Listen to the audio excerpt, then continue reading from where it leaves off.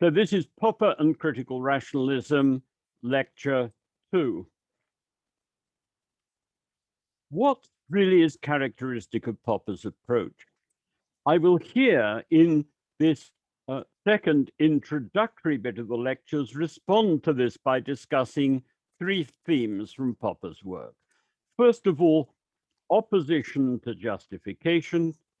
Second, philosophy as cosmology. And third, the issue of philosophy and science. I will then move briefly onto some more speculative ideas, which I think are natural and useful extensions of Popper's general approach, but which some of my friends think are a terrible muddle and don't approve of. First, anti-justification. Popper, as we will see, offered a distinctive response to the problem of induction. Hume had argued that we can't justify induction. Popper agreed, but differed from Hume and from most other philosophers, as he argued that we don't make use of, that we don't need induction. I will discuss this in my next lecture. The problem of induction had been taken to be significant because it was thought to be crucial to a picture of human knowledge as rational. Bertrand Russell is well known for talking about the problem of induction in these terms. That's to say, claims about the world are often taken to be rational because, or to the extent that they're based on experience. But if basing things on experience doesn't work, or if it isn't a rational procedure, then we seem to use here an Australianism, because I am an Australian citizen as well as a Brit. To use an Australianism, we are stuffed. It really looks as if it's a disaster. That's to say, there then seems to be no basis on which we can differentiate the worth of different kinds of claims. Popper, as a response to this problem, argued that our knowledge isn't based on experience, but rather that it's a product of conjecture and refutation. And as we'll see, he thinks that our knowledge of the world involves unjustified and unjustifiable anticipations of what there is. This is then corrected by empirical knowledge of what is currently the case. But he wants to claim that where no inductive assumption is involved in this procedure. Historically, his view is that our anticipations of reality may in part be a matter of biological predisposition. We may just be biologically predisposed to see things in certain kinds of ways, to impute certain kinds of causal processes to what's going on in the world. For animals to anticipate that certain kinds of things are threats. But here, Popper's account is an evolutionary one, and again, no inductive justification is involved because evolutionary learning is, on his account, one which again takes the form of anticipations and critical learning rather than a process of justification. In part, though, our ideas may simply be a product of speculation. Does this mean that our putative knowledge then just consists of, as it were, arbitrary claims? The answer is no, because our ideas have to be adequate to the problems towards the resolution of which they are addressed. And also, in principle, to be worth taking seriously only if, should they turn out okay, they would be an improvement on our previous knowledge. That's to say, if we wish to explain some occurrence, we need not only to explain just that particular occurrence and in a manner that's testable and so on. I'll discuss Popper's widening of his emphasis on testability to criticizability in later lectures, but they also need to address this explanatory task in a way that's consistent with or which attempts to correct our previous knowledge of what has happened in the past. The theory also needs to go beyond our prior knowledge. I'll discuss Popper's specific ideas about how it needs to do that in my fourth lecture. How all this works or doesn't, we'll discuss later in the course. But this approach has a wider significance. For as Bartley was to argue, Bartley was a student of Popper's, whose work again we'll discuss later in the course, what one gets here is a distinctive view of knowledge, one in which the ideal of justification is abandoned. And here is a picture of Bill Bartley looking rather snazzy in a turtleneck sweater. That's to say, for Popper, what is relevant isn't, as it were, arguments for something over and above that our theory is adequate to explain the phenomena that we're interested in explaining, and also offers an advance on earlier theories, but rather whether the ideas in question offer an interesting solution to our problems, and whether we can assess them rather than just having to simply accept them on faith. And also then, how do they fare in this assessment? Once again, what in Popper's approach this amounts to will be discussed in later lectures. One might thus say that for Popper, knowledge isn't justified true belief. Just because while our ideas have to go through a process of assessment, these are not a process of justification. But it's also the case that for Popper, influenced here by the history of science, most of our most important and best knowledge that we have at the moment is not likely to be true. At best, it might be an approximation to the truth, although we aim at truth and we might hope that our current ideas are in some sense closer to the truth than are other ideas currently known to us, while also knowledge is for Popper not typically a matter of belief, just in the sense that human knowledge goes far beyond what we know consciously or even what we know tacitly. And it is on Popper's account best thought about in terms of its objectifications and their consequences. By objectifications, what I mean is that from Popper's perspective, we may have all kinds of ideas that we are unconsciously taking for granted. For Popper, it is good if we can spell these things out in words or write them down, because this makes it much easier for us to critically examine the ideas in question and to assess them. More generally, this leads in Popper to a distinctive view of reason. Reason, on his view, it seems to me, is to be understood in terms of openness and responsiveness to intersubjective criticism. There's also, obviously, it's a really valuable tool, reason in the sense of valid inference, but this I'm not going to be discussing here. His view is more one of the rational person as the person who holds their views open to critical scrutiny by others and who actually pays attention to what the other people say. For Popper, the origins of ideas don't matter. Although clearly we may have substantive but typically competing theories about where, say, useful ideas might come from. These might be metaphysical or religious or political, and these may guide us in approaching concrete scientific problems and problems of other kinds. We may, as it were, subscribe to the higher level theory that these things are best understood in either these terms or those terms or whatever.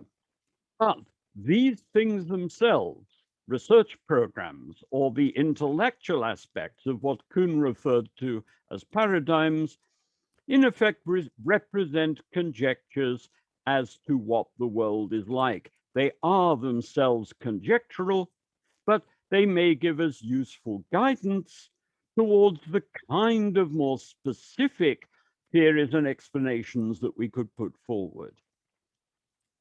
What counts is that the ideas are indeed pertinent responses to our problems, and further, that they are open to criticism and ideally to testing. This, for Popper, is something for which people should strive, perhaps indeed against our psychological inclination to have our favored ideas confirmed. And you might say that at a certain level, Popper's approach is an unnatural one, because we tend to like confirmations of our ideas. We tend to like people to agree with us.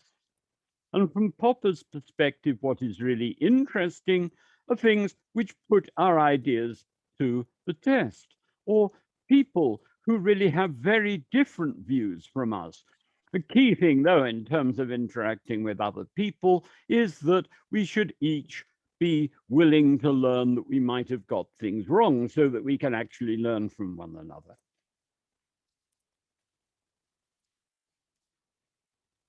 There's also a natural tendency, as it were, to protect our key ideas, our favored ideas from criticism. And against this, we have to struggle as well. What counts, rather, is criticism that is intersubjectively acceptable. And to discover what this amounts to, we may need to enter into dialogue with other people. And it's quite often the case that if we favor a particular approach, we may think that there are all kinds of things which obviously show that it's correct, or which are obvious confirmations of it.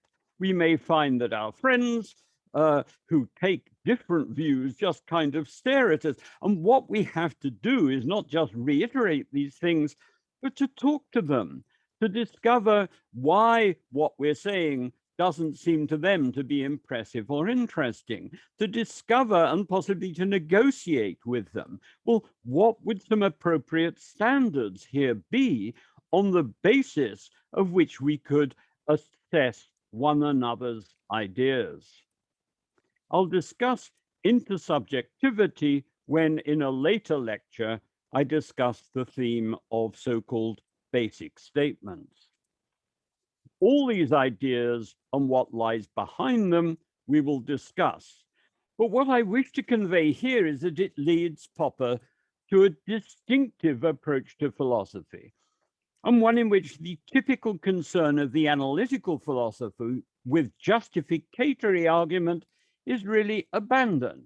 Argument plays a key role, but what matters is critical argument, rather than offering attempted proofs of things. Unless, obviously, our problem is specifically about what can and can't be proved from specified axioms given particular rules of inference. I mean, there a concern with proof makes sense. But Popper's broader argument I'd take to be that really asking, can you prove this, is just the wrong kind of question to be asking about someone's ideas. What we need to do really is engage in argument with people about the pros and cons of different substantive theories. And this brings me to my second point, philosophy as cosmology. I mentioned in the first lecture that Popper initially didn't have a theory about the way in which our different specific theories could be assessed, if they weren't empirical or formal or methodological. Later, and I'll be discussing this in later lectures, he developed a simple enough idea, which is a generalization of his falsifiability approach, namely that ideas which aren't testable may be things which we can assess as solutions to the problems that they are put forward to try to resolve.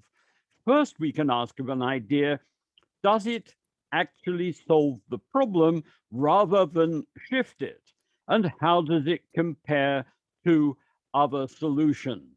And then there's, in this context, in terms of shifting the problem, the old story about the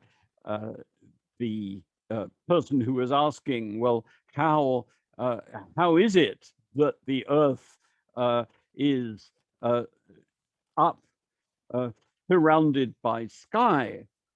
To which the answer was, well, it's on the back of a tortoise. And I said, well, what then about the tortoise? What's supporting that?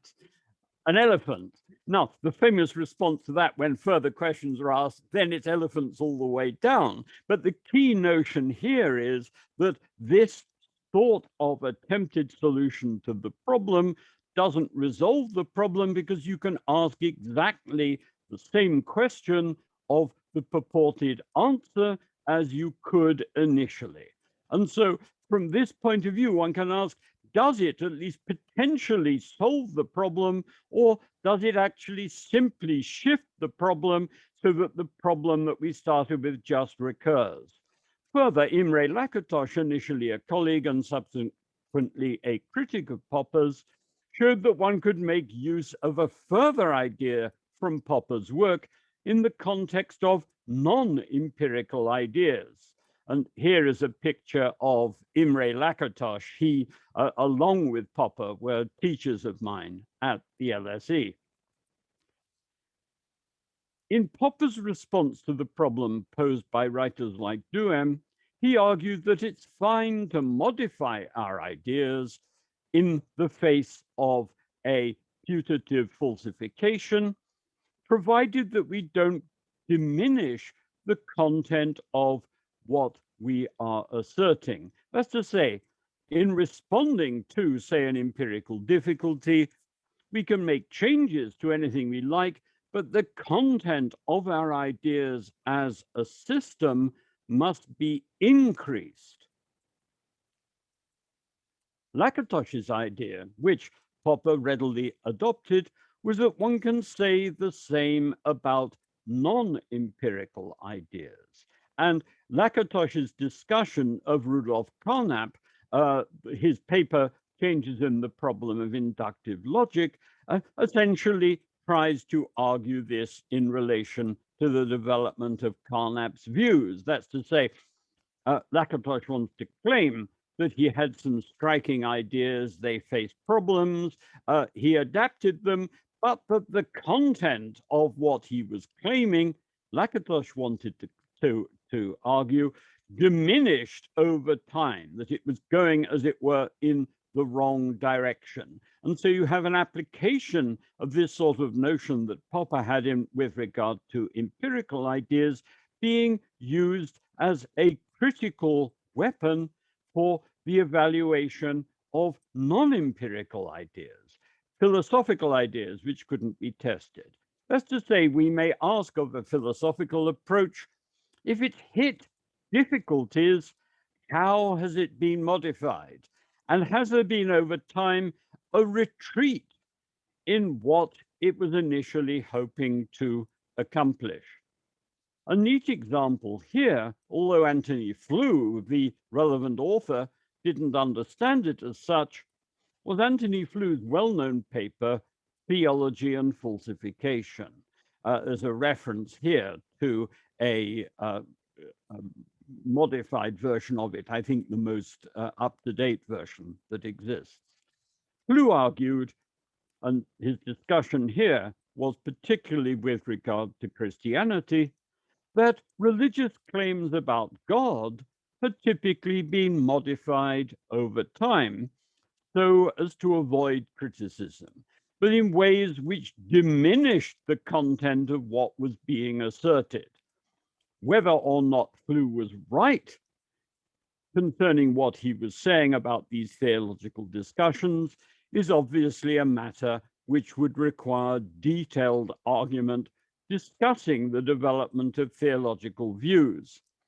But what Flew was claiming would seem to me not implausible as an account of developments in Christianity during and since the 19th century. That's to say that there have been criticism and defenses against criticism, but over time there seems to have been a retreat in what is being claimed.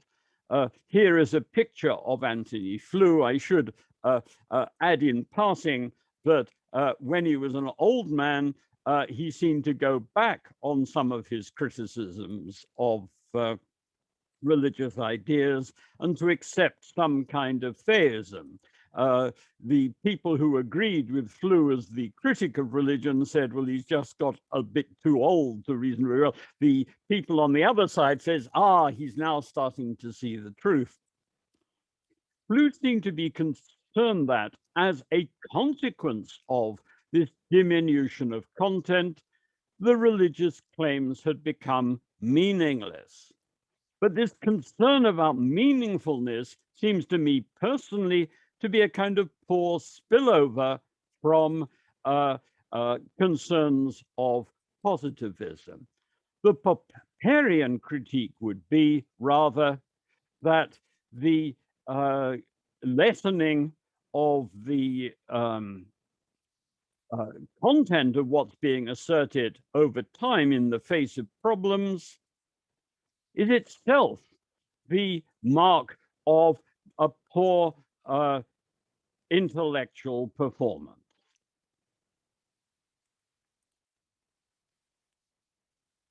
Particularly if one can't, on the basis of one's current ideas, any longer be able to explain in the way in which one was initially hoping to what one was trying to explain initially.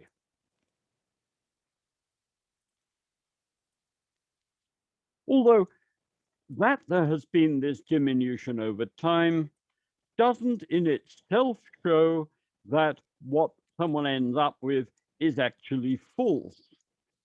A weaker claim than one started off with may in fact be correct. The problem that you're left with is, well, how do you expose it to useful critical assessment so that it can then show its mettle? Although of any claim we can indeed ask its proponent, is there any way in which this is open to empirical assessment or to any other form of critical assessment? And there may be things which don't say very much, which may be true or may be false, but where we may just have to say, well, we simply have and certainly don't have at the moment any way of actually assessing this. Sorry, I'm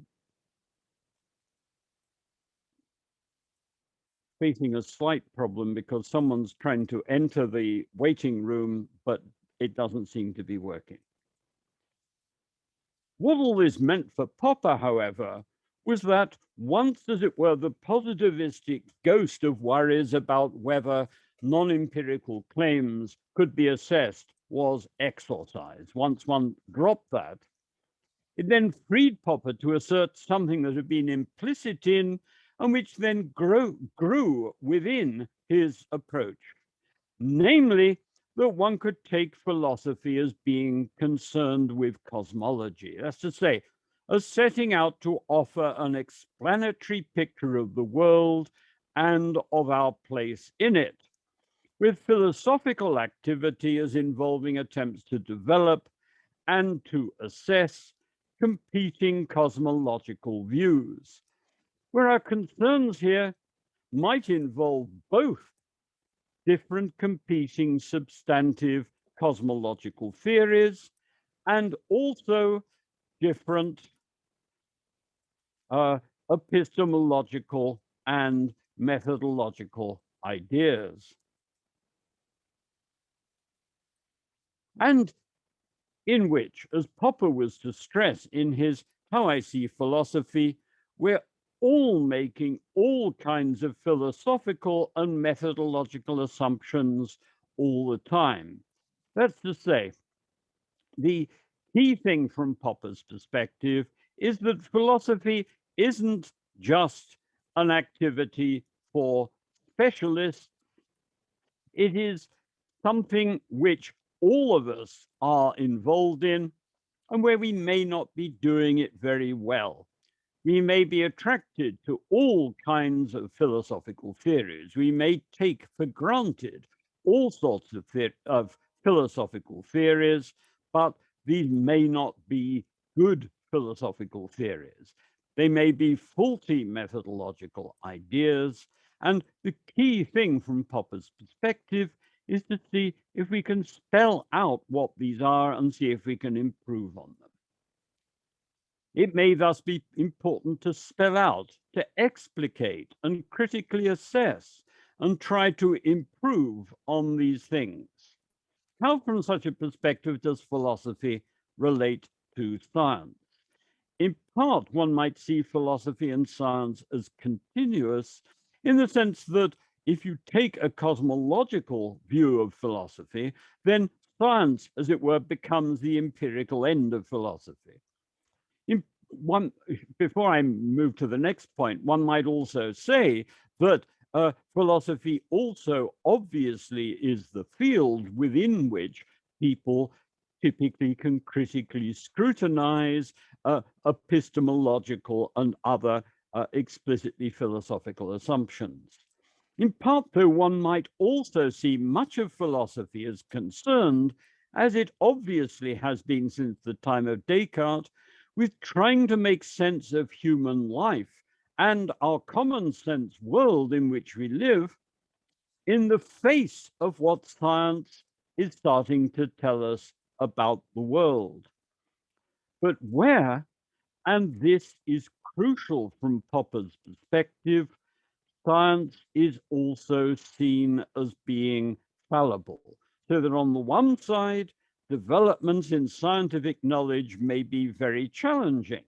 For example, to our ideas about human freedom, human moral responsibility, how the kind of things we care about a lot actually fit into the world as described by science. So you need to take science and its challenges to common sense seriously. But at the same time, from Popper's perspective, science is also fallible. And it's striking ideas, even if they're in some sense close to the truth, and their explanatory successes, amounting to things that have also to be explained by future theories, may not necessarily give us a correct account of what things are actually like.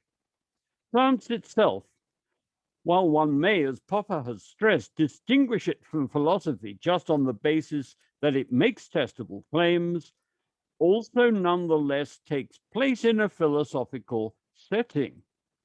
We operate with epistemological and methodological ideas as to what a good scientific explanation should look like. While we may be influenced by specific programmatic ideas about what we should be looking for concerning explanations that there are of things in the world. Science, one might see as involving ongoing debates between different views of the world. Some of these on the empirical end may be testable, others may be of the character of metaphysical research programs. These indeed both offer both pictures of what the world is like and also competing views as to how things should be explained, as to what kind of scientific theory we should be setting out to develop. Within these things, there may be changes. We may, for example, come to learn that some of our earlier philosophical ideas, which have been guiding our endeavors in science, or indeed which we've been taking for granted in our day-to-day lives are actually defective.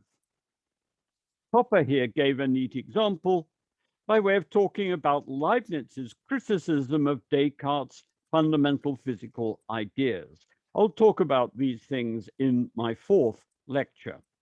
We may be impressed by an approach suggested by current science, which say we may want to try out in other areas. And it's very interesting that during the 18th century and 19th century, a lot of people thought really that the kind of approach which Sir Isaac Newton had taken in some areas should be extended to, and that we should be trying to explain other things in terms of it. In addition, as Popper discussed in the context of ideas about explanation, and as Imre Lakatos has discussed in an interesting paper about Newton, we may discover that we need to revise our ideas about what's desirable in science if we find that some new theory which is developed is spectacularly successful in terms of some of the things that we were aiming for, while not satisfying some of our other aims at all. And you get some comments in Newton along the lines really of saying, well, ideas about action at a distance or gravitational attraction seem to be really highly problematic. And you may, and there are other examples of this, be cases where people had had an expectation as to what a good scientific explanation should look like, and these then have to be revised when we find that there is some new piece of science which does brilliantly in regard of some of these things, but which doesn't seem to square with the other ones at all. One can see here that Popper offers an account of science which in some ways is like Thomas Kuhn's later account in The Structure of Scientific Revolutions. However, Popper thinks that we should critically reflect on and try to improve how science works, both our paradigms, our substantive scientific ideas, but also in principle, scientific institutions. We should improve things if we can, both intellectually and institutionally. He also thinks that science has been and should be characterized by argument and competition between different research programs, rather than, as Kuhn suggests, there being simply a single paradigm which breaks down, and then out of the breakdown and turmoil, then emerges another single paradigm. To the degree to which that has happened historically, Popper thinks that it's problematic. In addition, Popper is appalled by what Kuhn said about the normal scientist, someone who undertakes, even in graduate work and beyond, puzzle solving, unaware of the wider intellectual setting in which he or she is working, or the significance of their work, or indeed who doesn't pay any attention to what some of the moral problems might be if their work is applied. I'll discuss the different views of Popper and Kuhn and Lakatos in 3 later lectures. And here, in passing, is a picture of Thomas Kuhn. What all this means is that Popper takes science very seriously. He was concerned with the current content of scientific knowledge as well as with the history of science. But at the same time, he was not uncritical. Not only on his view is all our knowledge fallible, but philosophical views which may influence science or which may be used to interpret its significance may be horribly wrong. In addition, and this marks a point of contrast with those in the Australian tradition of analytic philosophy, who seem to me, in their view, broadly to follow JJC Smart's ideas, which I think are badly defective. Popper thought that we shouldn't assume that current science has settled everything, or that it will in the end be able to explain everything, or that a finished science will necessarily look like science does now. And here is JJC Smart. I knew him in Australia a bit before his death. He was a distinguished elderly man. I guess my own personal view is that Smart gives us a really interesting model of what the philosophical views are that you shouldn't be taking up. But he was a most impressive character and wrote right across different areas in philosophy. And this is just a kind of subjective quirk of mine. Beyond Popper, some speculative suggestions. Popper's cosmological approach to philosophy makes his work distinctive and seems to me to point to a point of contrast between his views and those of analytical philosophy, not least because he thinks that, say, issues like determinism may usefully be argued about and that we may make progress in the argument, but they're hardly things which we can expect to be settled just by philosophical argument. All this being said, Popper's own approach to philosophy seems to me a bit more conservative than all this might lead one to expect. In part, I think, this was the result of the practical impact of the positivistic setting in which he was brought up.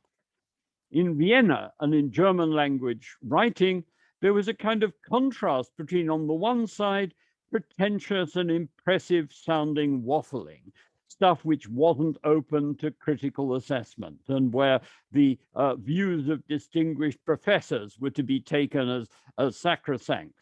And Popper reacted very strongly against this sort of approach. But on the other side, there were the positivist demands for empirical confirmation or other very tight forms of critical assessment. It's not that there's anything wrong with tight critical assessment, but they took it to the point where, in effect, only things which were analytical or very narrowly empirical would count as being knowledge. In part, I think Popper's attitudes were a product of his having a certain modesty about what philosophers could hope to achieve. And I'm always struck by the way in which he frequently expressed great admiration for the work of scientists. And if scientists had kind of ventured into talking about the wider significance of work in their field, Popper was rather reluctant to move in and criticize them, even where he thought what they were saying wasn't particularly good. And I remember this, for example, in respect of the work of the French biologist Jacques Mono, who Popper, he was being asked if he would speak out and criticize Mono's ideas. And while he had reservations, he really didn't, in a sense, want to show disrespect towards what he'd achieved. By contrast, one might look at the work of Nicholas Maxwell, a friend of mine. His approach can be seen as a kind of radicalization of the cosmological theme within Popper. Maxwell's ideas seem to me an interesting development of critical rationalism, but also to be hopelessly over optimistic in terms of what can be resolved rationally. Personally, I'd see us doing rather better if we simply set out to encourage debate between different research programs, between different approaches to the world. Last time, I briefly described Popper's response to the problems raised by Duhem, and in this context, I referred to his view that we need to adopt distinctive methodological rules, and to choose these rules in the light of our preferred view about the aim of science. Clearly, in the light of Popper's later views, the merits of different preferred aims, different metaphysical theories, in effect, becomes something that can and should be open to critical scrutiny and discussion. rather than just being matters of choice. There are, I think, wider dimensions to these ideas about methodological rules, or at least wider things that, in my opinion, can be extracted from them. I should, however, add that in the light of Popper's critical comments in his paper, The Logic of the Social Sciences, about an anthropologist who was interested in such matters about the interrelationship between social organization and the theory of knowledge, I don't think that what I'm going to be saying would be a view which Popper himself would have warmed to. First, Popper stresses the importance of intersubjective criticism and the fact that anyone may be able to offer pertinent criticism of an idea. For example, not necessarily scientific ideas, but ideas about social policy. Pretty much anyone might be able to report, well, it might have looked good in theory, but when it's applied to my situation or to that of my family, it clearly isn't a view that works properly. Popper referred to this possibility of anyone being able to offer useful critical appraisal as an illustration of what he called the rational unity of mankind. However, and this is something I'm now introducing, it's worth noting that John Stuart Mill argued in his book, The Subjection of Women, that if people are dependent on others, they may well feel unable to voice their criticisms. And let me give you here a little story. You may have come across the work of the British humorist P.G. Wodehouse, and he tells stories about a rich young man who's really rather stupid, who had a butler called Jeeves. And the story is all about this rich young man doing stupid things and getting into difficulties, and Jeeves, the butler, coming up with solutions to the problems for him. And it's really quite an amusing set of books. Now imagine the following. Suppose that this rich young man, Bertie Wooster, says to Jeeves, Jeeves, you seem to me to be a very sensible chap and with good ideas. Tell me frankly, am I a good employer?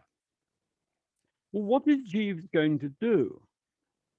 He knows perfectly well that this young man he's working for is totally worthless. I mean, he may not be, he's not wicked, but he's just stupid and he wastes money. Is Jeeves going to say, oh, well, thank you, sir, for asking me. I think, to put it frankly, that you're a complete idiot and that rather than wasting money, you should be giving it as to charities to help poorer people.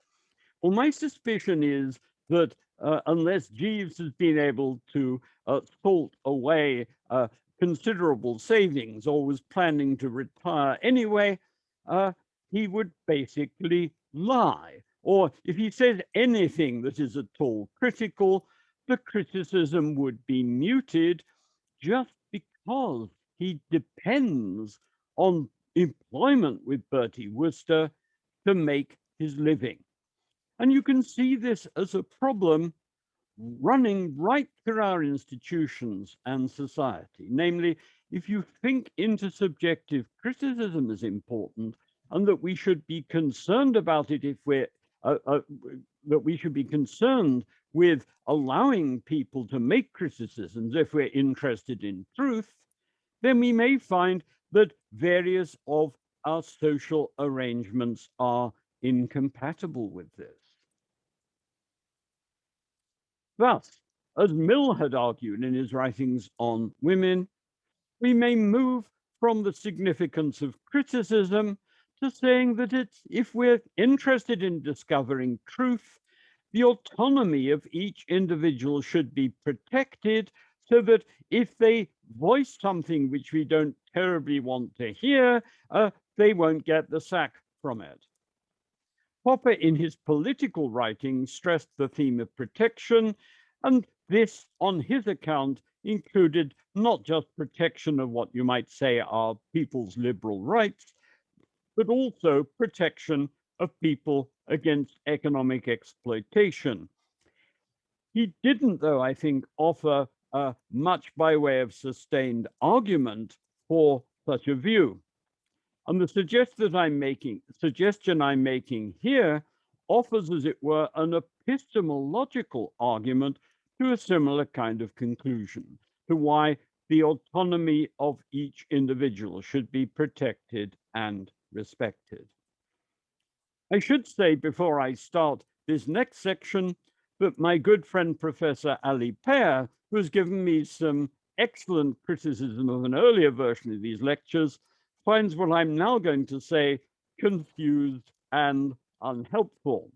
However, Ali is a brilliant man. He knows a great deal about critical rationalism, but everyone can be fallible. And I'm not sure in this case whether the person who has got things wrong is me or is Ali. But at any rate, I'm going to offer you this line of speculative investigation to see what you think of it.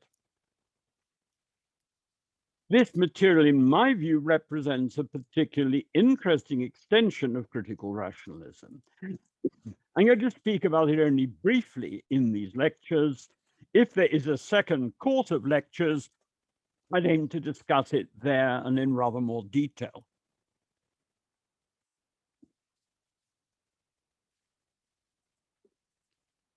We might, I'd suggest, think of the way in which social conventions, social rules, and social traditions may function in addition to what they are doing in other areas, also as methodological rules. That's to say, how we proceed within particular institutions may also amount to a way in which we handle ideas within those institutions. And how our institutions work in this respect, it seems to me, might be assessed functionally in relation to our epistemological aims or goals. At its crudest, an organization might work as if there was the methodological rule, don't criticize the boss's favored ideas.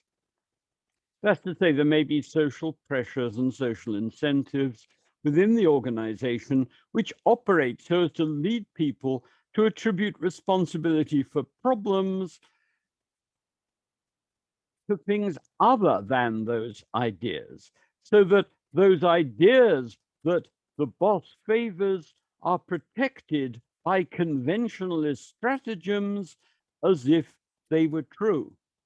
And Popper was discussing the deliberate choice of conventionalist stratagems. What I'm saying is we may find that we are acting in ways that are the equivalent of this without our actually being aware of what's going on. This, it seems to me, suggests a general program, which I personally would have thought very much in the spirit of critical rationalism, in which we take a lead from Popper's idea that we should choose our methodological ideas with an eye to how they relate to the pursuit of the truth and our favored view of the aim of science, and look at how organizations and just interpersonal relationships operate, and what implications their procedures implicitly have about how ideas are handled, and what the epistemological and methodological consequences of this may be. What I should, though, stress is that if this is the case, this offers us just simply one way of scrutinizing these things, and there may be all kinds of other purposes which the institutions have or the rules have, which, if there is a clash, may perfectly reasonably override at certain points our concern about getting the best methodological result. But if we do engage in such scrutiny, we may then be able to think of ways of reforming them. Just an aside, it might here be useful to stress that it seems to me that from a critical rationalist perspective, making criticisms as such is important, but it's only a first step.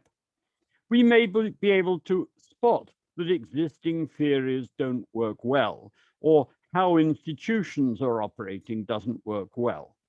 There may be something wrong with our existing social institutions.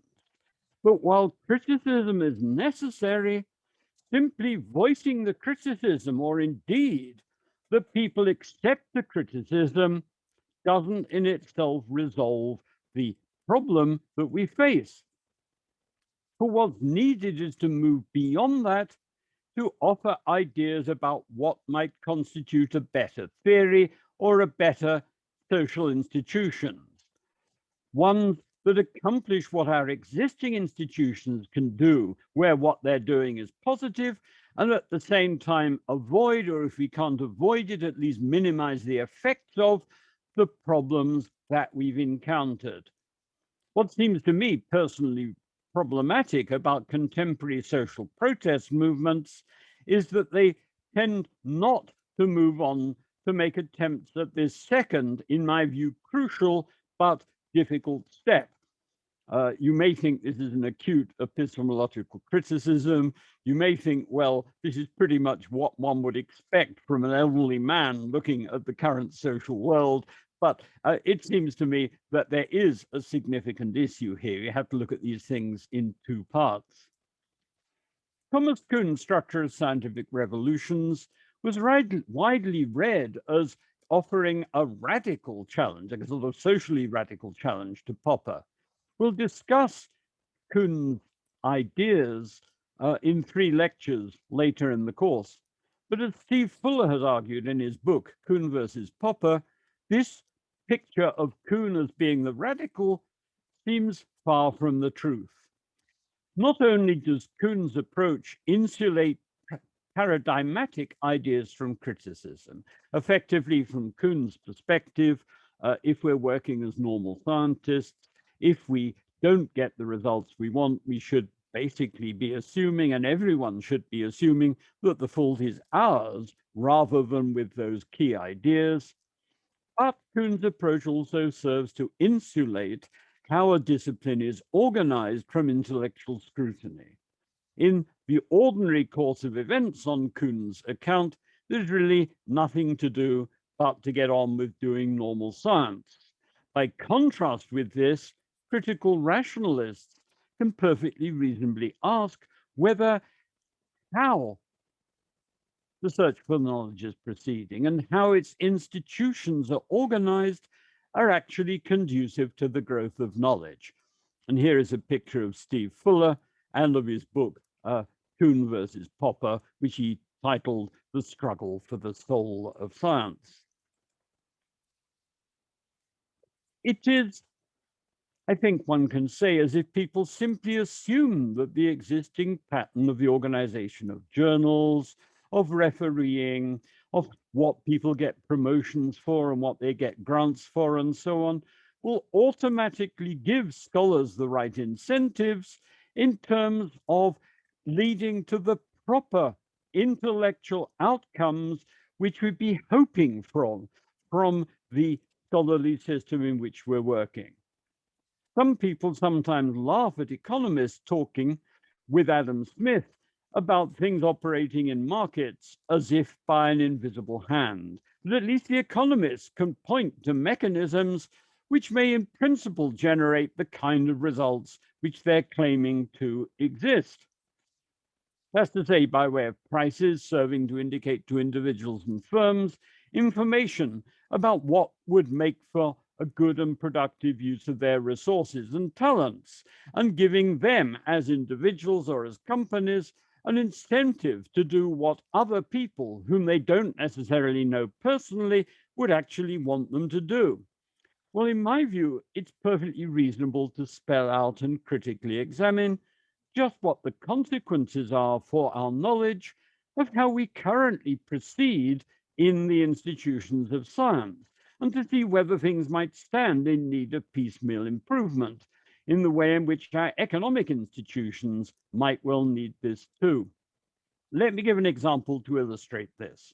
It seems clear enough that in the academic system in America, if someone wishes to be successful, what they need to do is to produce top grade Kuhnian normal science of a kind that is currently being taken by the leading journals in their field, resolving difficult puzzles, tweaking things just perhaps very slightly in ways that open up new and interesting things.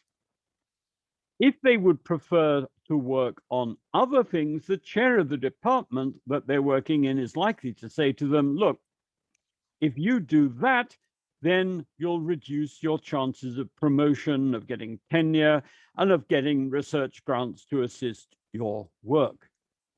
Yet it's striking that work in so-called second wave feminism, and also in rational choice theory, the approach which applies microeconomic ideas to the study of politics, was under current academic conditions had to be initially developed by people largely working outside the existing academic system. That's to say, they had to do some of the regular work, but they were producing these path-breaking ideas, path-breaking for good or ill, and were essentially involved in a kind of home publishing with regard to them, because they weren't the kind of standard work which would get into the existing journals. And then, in effect, they published this stuff not in leading journals, but by producing their work themselves and circulating it to friends. As several writers have argued, for example, Ian Jarvie in his Republic of Science, Popper's epistemology may be understood as strongly social in its character. But to say this isn't to say that it's relativistic. It's emphatically not relativistic. Rather, it stresses the importance of looking at how we're proceeding, and as others have argued, at how our institutions work, and a program of making piecemeal improvements to them in a tentative spirit. But one interesting outcome from Popper's approach, if this were judged, namely the ideas I've just been talking about, were judged to be legitimate, would be the development of a kind of normative epistemology. As we'll see when we come to discuss Kuhn, Lakatos, and Popper, in Popper's view, scientific institutions aren't perfect. There have been all kinds of things in the development of science where ideas have gone wrong. Science isn't an ideally rational enterprise, but if this is the case, and we can hope to improve things, this, in my view, should lead critical rationalists to be interested in how, say, scientific institutions currently work, but to approach this task also with the aim of suggesting possible improvements to them, of effectively arguing, as Popper did with regard to methodological rules, depending on what methodological rule you follow, you'll get different kinds of outcomes in terms of knowledge. And we can extend this to politics. Mill argued from our fallibility and our wish to move nearer to the truth to the importance of toleration and rational debate. But it seems to me that there is a problem about a view like his, which simply, as it were, wants to allow for freedom for the expression of ideas without a concern for what then happens to them. It's one thing for a person, say, to voice a criticism of how things are currently operating. It's quite another for there to be institutions through which such criticism is effectively transmitted and evaluated on its merits, and ideally then for us to learn from this and for improvements to be made to our institutions.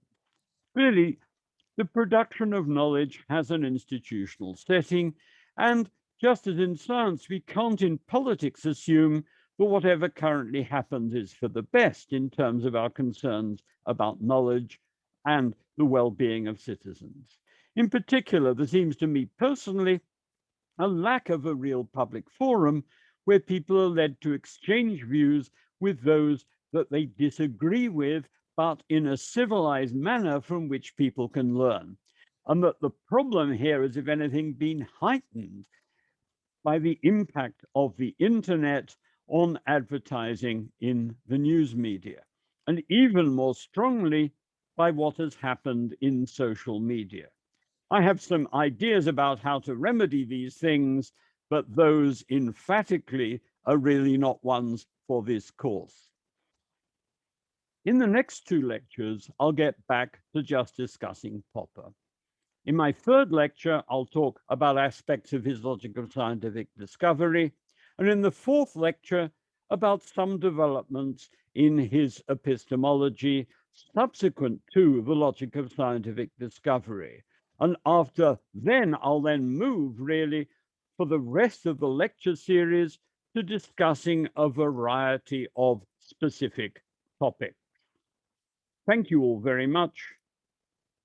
And please indicate by waving or sticking your hand up if you'd like to come in with a question or objection. I've got, first of all, Hassan, I've got your hand up. Can you unmute yourself and fire away? Sure. Thanks, Jeremy, for the for the interesting lecture. So first of all, the what I showed was just the sign of clapping. It was an appreciation, but I had a question and I wanted to ask a question, so I just take the opportunity. Thank you. So my question is about that part of your lecture today, in which you were talking about Popper's approval of Lakatosh's ideas about degenerative theories and degenerative research programs. And you gave that example regarding those religious themes, those religious beliefs in Christianity, that when they have some retreat from what they had initially as plans, and that's a sign of being degenerating. But it reminded me of what Russell talks about in his in the first pages of the Problems of Philosophy, and he talks about some positive features of philosophy, some virtues of philosophy. That philosophy goes to the point, and whenever something is not relevant to philosophy any further, just goes to other realms. And he gives as examples some parts of philosophy that today are in psychology, in empirical psychology, and some parts of philosophy that today are in astronomy, in just science. And so what about these situations when in one theory we have some aspects and later we see that these are not relevant, and just we take them or we set them aside, not because we want to have some ad hoc revisions or ad hoc modifications or retreat, but to make our theory more lean and more relevant. I don't know if my question. Yes, it's clear, but I think that I can respond to that in terms of things that I've talked about in the talk today, because I suggested that from Popper's perspective, you can see philosophy as involved in cosmology. Now, we may be able to submit to criticism various of our cosmological ideas at the level of philosophy. Someone may offer us a picture of what the world is like and effectively say, look, we can explain all kinds of things on the basis of that. And someone may then come along and say, well, wait a minute. It looks to me that if you consider the following issue, which your theory is supposed to be dealing with, then actually it's not clear how, in principle, the sort of idea that you're offering can deal with that. At the same time, I suggested that for Popper, there is a kind of continuum between cosmology that may be done as speculative philosophy and science. And that if someone, I mean, if you go back to classical ideas of atomists, these things were being put forward very much as uh, philosophical ideas. It's subsequently been possible to develop some of these ideas in in the form of scientific theories and to render that they are testable. And so I think that is really to be welcomed, because one is then going to be able to have a sort of critical scrutiny which can be much tougher than that which can be offered in philosophy. I mean, I personally think that if people spend more time on looking at the history of philosophy and looking at the development also of arguments about religion and between religions and so on, and pay attention to where the argument is gone, it may indeed raise problems for people who are initially fairly confident about the cogency of their views. But it's so much more telling if, on the one side, you can actually push to testable theories.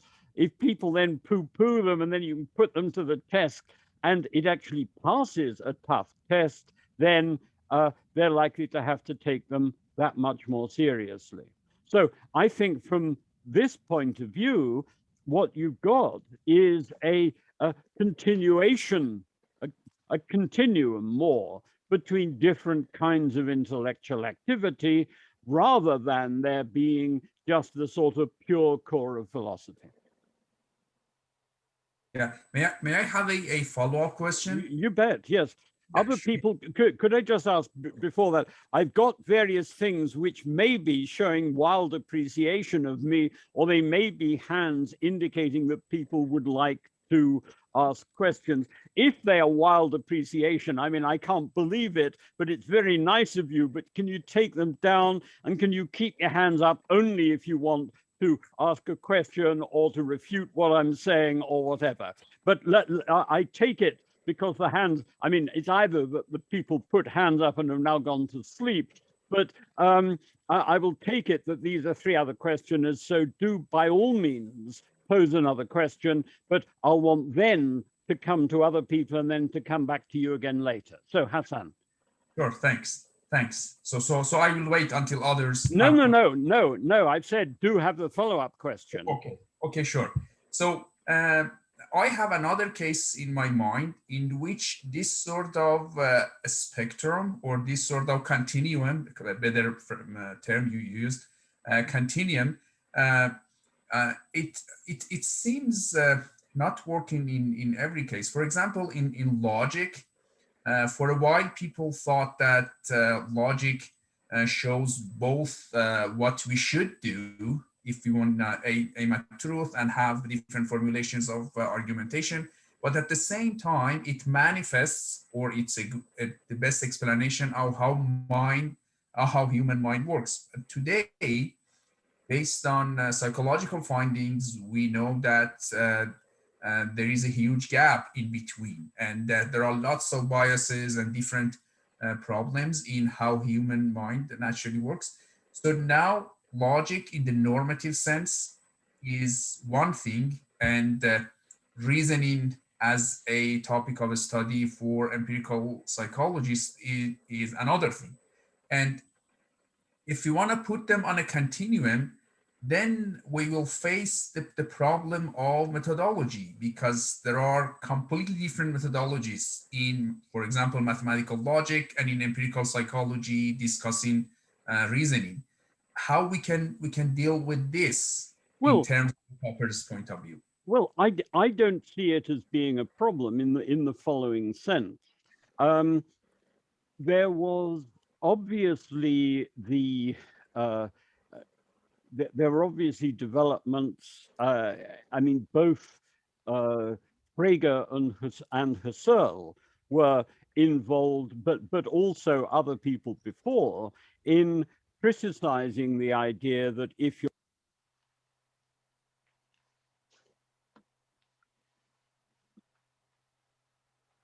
Jeremy, we don't hear you anymore. Yeah.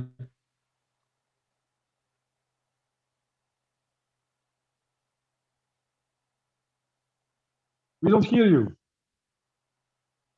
You might have muted yourself. okay, yes, sorry. Okay. This has got a little device by which it's very easy to mute oneself, and I do apologize. What I was trying to say was that there were these, I mean, if you go back in the 19th century to someone like Boole, he was writing books called The Laws of Thought, which were actually logic texts. Now, there was then the separation between the study of logic and the study of human reasoning. Now, I don't see that there is any problem at all in recognizing the distinction between these things, and then saying effectively, well, we then develop logic as a useful set of tools for pursuing certain kinds of problems, and then one can pose the question, well, how does this relate to our thought processes?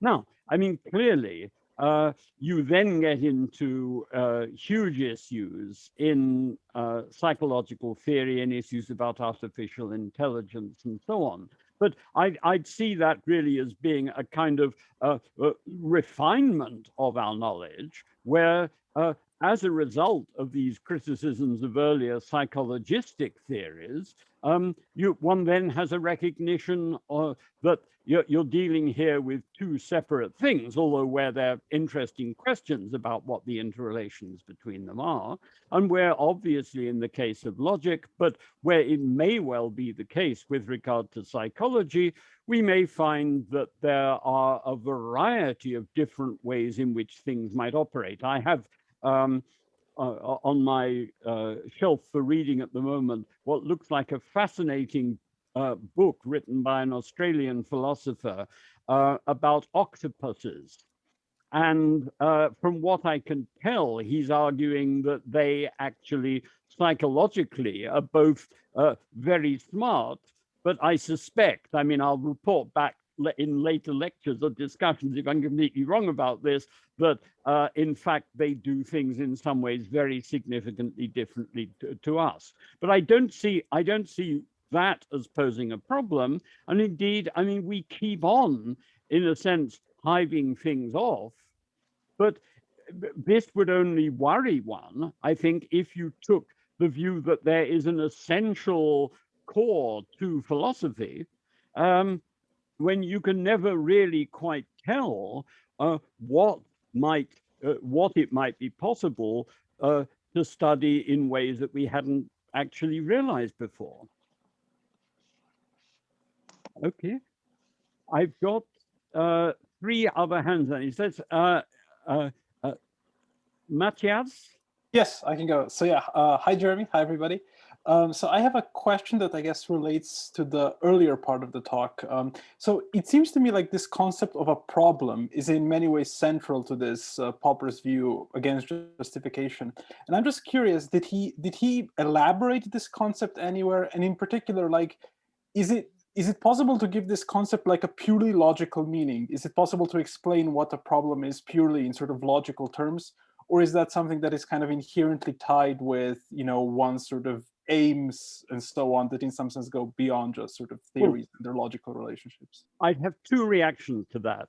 I suspect that if you stay with the lectures, you'll start throwing things at me in a later lecture where I basically say that from my perspective, logic is a useful tool, but that analytical philosophy has, it seems to me, almost not got over the fact that logical atomism makes no sense, and so has kind of thought that if anyone poses if anyone has a theory or a problem or whatever, we need to translate it into logic. I guess my view is that sounds to me rather like the people who said I should be learning classical Greek, and that essentially my mental, I am all for the importance of technical work in logic and the philosophy of mathematics. I would need to be convinced that logic has actually really made any significant contribution to philosophy. So that's just a starter. I mean, I warn you so that you can then take me apart on this. And I know that most of my critical rationalist colleagues would be just despairing and say, Jeremy, I mean, not only are you talking about all of this institutional rubbish, but you then are doubting. Well, in terms of problems, what I would say is, from Popper's perspective, we are living creatures, we're living in the world, we come across problems where we have various kind of needs that aren't met immediately, where we have various anticipations of what things are like, which actually don't correspond to what the world is like. And that I would see problems from that point of view as ubiquitous. They're just people who kind of run into problems. They may also be a little more reflective. They may think, you know, what's it all about? Or they may say, well, you know, if you're lucky, human life might be a little bit like a plant or a flower developing. But then if you say that when you get to my age, you say, well, wait a minute, this metaphor of development and growth seems then to go completely off the rails. And so just problems I would take simply to be real life things, both practical and cognitive, which animals come across and we come across, but where we have certain kinds of reflective capacities and so can try and address these things self-consciously. We can try and learn from other people rather than just sort of scrabbling around on our own. Now, I'm sure you'll find this highly unsatisfactory, but that's the kind of thing that I'm talking about. No, thank you for the answer. And as this continues, you might find that I disagree with you about logic less than you might expect. Thank you. But the difference is, I mean, also I'm going to say when I talk about logic that I think that I have these intellectual views. It's also the case that I am, I think, I'm just trying to think what dyslexic.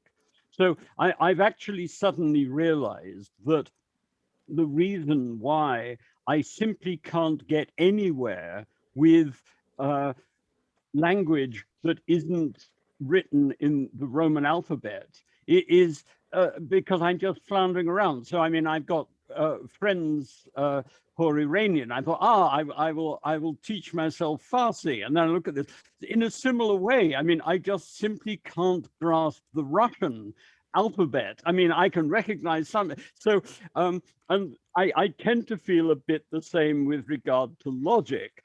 So from this point of view, the very idea, I mean, I'm still waiting for the substantive results that are supposed to come from putting everything to logic, but just the notion that this would be a useful and clarifying exercise for me, I find baffling.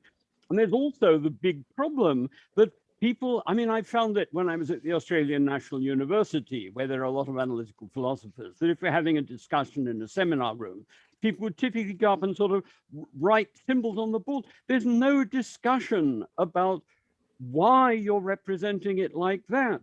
What assumptions are being used by, I mean, are your predicates extensional or intentional? I mean, all of this is just, and I mean, the combination of a kind of my taking to this stuff about as well as I do to doing the high jump or something, together with what I just find baffling coming out of it, kind of leads to a certain prejudice. But as I'm a good Popperian, I am very happy to take criticism for you and my betters with regard to this. Anything further, or shall I pass on? Okay, Oh yeah, I've got pass on. Okay, Hussein now. Are you asking a question? You need to unmute yourself.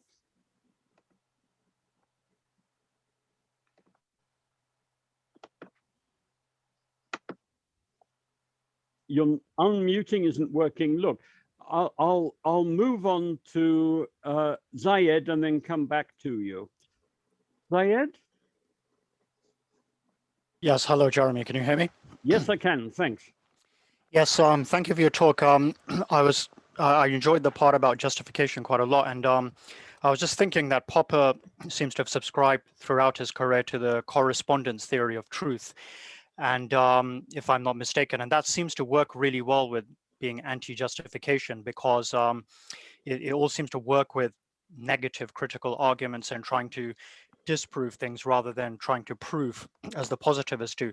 But do you think that it's possible for someone to subscribe to an alternative theory of truth and still be anti-justification and still be consistent?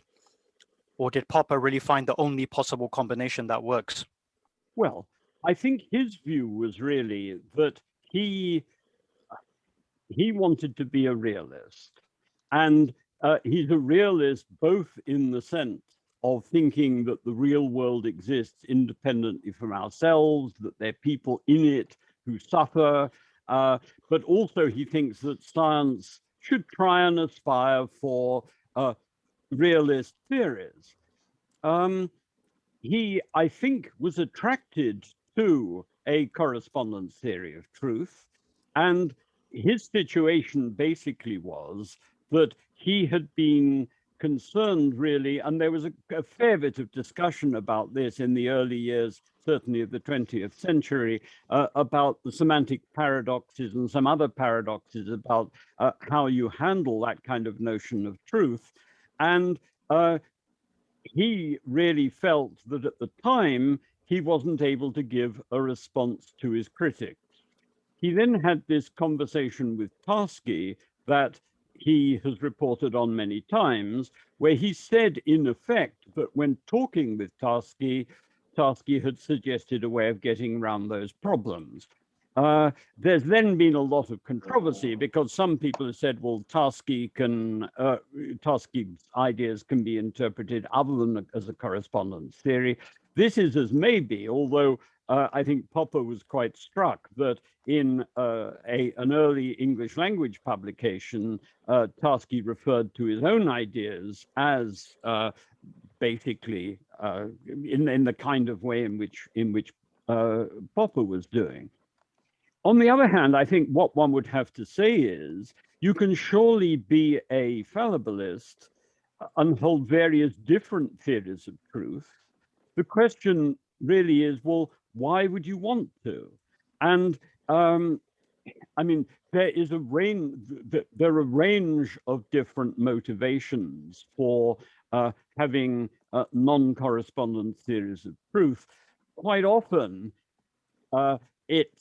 they've been inspired by the hope that if one moved away from a realist objectivist theory of truth, then one might better be able to get over the gap between our knowledge, either as individuals or of humanity, and our ideas about truth. And I think Popper's view would be, no, you basically can be, if you're a realist and if you aspire to truth, you just have to bite the bullet that the world is more than our ideas and that we can't actually be sure of being able to attain truth. Okay. You want to come back at me?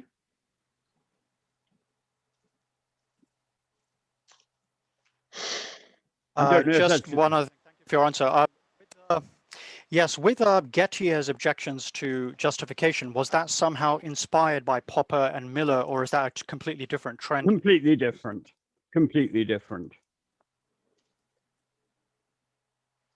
Okay, thank you. I mean, it's something where I could, if you like. I mean, I could, if you like, go back to that. But I mean, Popper's inspiration really is fallibilism, and his view really. I mean, it goes. Popper's view, in many ways, goes back to his discussion of what he talked about as Fries's dilemma of the problem of justification and regress. But I'll talk a bit about that next time. And if you'd like, after that to come back to the Getty stuff, I will, in the meantime, look again at that and so be able to respond more adequately. Okay. Thank you. Come on. Hello? Hello. Yes, You've yes. got- Yeah, I would just, I'd say it's hard to imagine Popper without the correspondence theory or without logic. I mean, if, for example, you look at his demolition of Hegel in What is Dialectic, it was very much based on logic and sort of exposing his obscurantism, as it were. I found your discussion of institutions very interesting, yeah, and particularly this Jeeves effect that you talked about.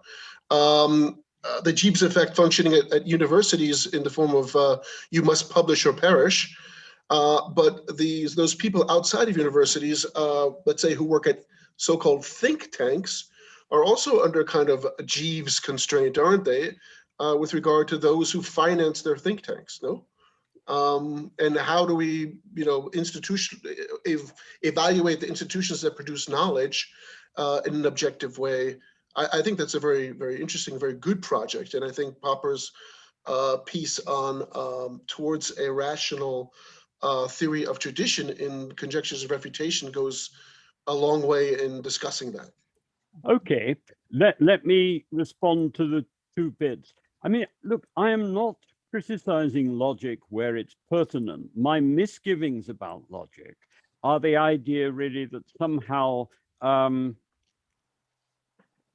truth about the world itself is revealed by logic. I mean, imagine two people are having a perfectly good discussion. Mm-hmm. And it's getting on really well and they're learning from one another. My experience has tended to be that people who've got a certain amount of training in logic will want to kind of run into the room and say, no, no, no, what you have to do is to formalize all of this. Or there is a guy, I think his name was Richard Rudno, who wrote a book, an introductory book on the philosophy of social science, who told us the key thing we have to do in the social sciences is to axiomatize our theories. Why? I mean, that's I completely agree. I completely agree. There are, I mean, there are areas in which axiomatization may be really important, but the social sciences, it seems to me, isn't one of them. And to engage with, I mean, I'm going to come back to the institutional point in a sec and the think tanks. But with regard to Hegel, I mean, the key thing in a way is going to be, because, no, I take a step back. A key thing about logic is that there are various different possible logical rules of reasoning. And these are things which essentially we have to make choices between depending on what we want to do. And so in a sense, you can say to a modern equivalent of Hegel, one of two things. Look, you're talking about logic and reasoning, but you need to explain what you're doing because I don't understand what you're talking about. I don't understand what the connections are supposed to be between one step in your argument and another, because what you're saying certainly doesn't seem to follow from that. If there is some process of reasoning there, if I'm going to engage with it, you have to tell me what you're up to, and we may need to move and to discuss that. But what's important about that, and this is characteristic of Popper's approach, is that he says, look, you don't get anywhere just by analyzing things and defining things and so on. What you need to do is to make use of critical analysis when you run into problems. I mean, that if you think that someone else is using a term in a different way to you and you can't really get the hang of it, just say to them, look, can we stop for a moment and just clarify this, as distinct from wanting or to clarify everything, or thinking that there is a kind of standard way, which if we put everything into that way of doing things, all problems would, everything would be resolved. Now, think tanks. Seems to me that think tanks aren't a terrible problem. Why? Well, because people will typically work for a think tank if they favor a different particular perspective.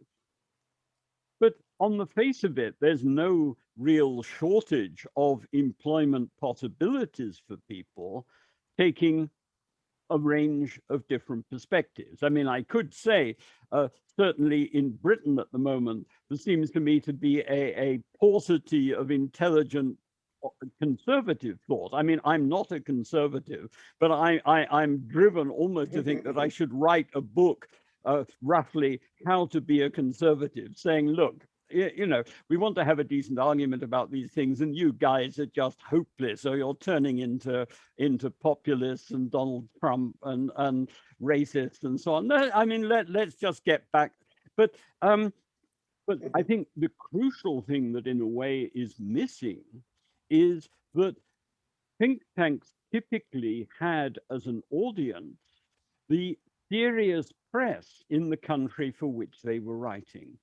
And I think that our big problem at the moment is that as an unintended consequence of the development of the internet and social media, the serious press has basically had its stuffing knocked out of it. What there is of it tends then to be dependent on the wealth of a few particular individuals with particular political agendas. And what you really wanted, I mean, I worked for a while at the Center for Policy Studies. I was director of studies there.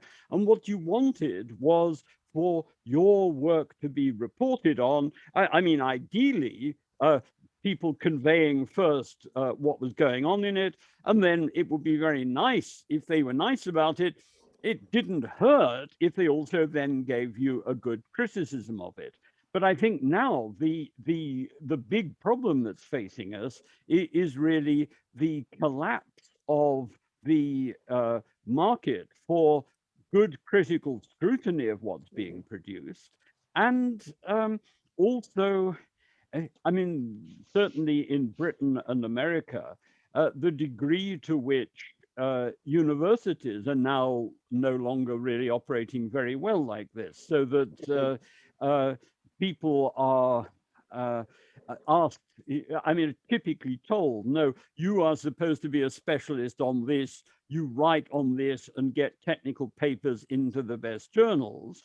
Or you could try to be a public intellectual, but the public intellectuals within universities all tend to be hired by people who've got just one particular point of view. But if we could find a way to get better institutions for critical scrutiny and debate, I'm not sure that there's as much of a difficulty as you think there is.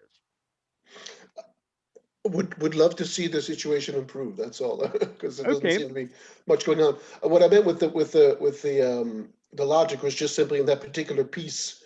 There is a lot of symbolic logic, and it seemed to have been useful for Popper. Yeah.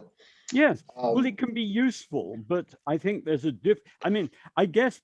Well, let me be really heretical at this point. So I'm not arguing for more logic. I mean, I'm just I think that my friend and colleague and someone who's much better at these things than I, David Miller, would utterly disagree with what I'm going to say now.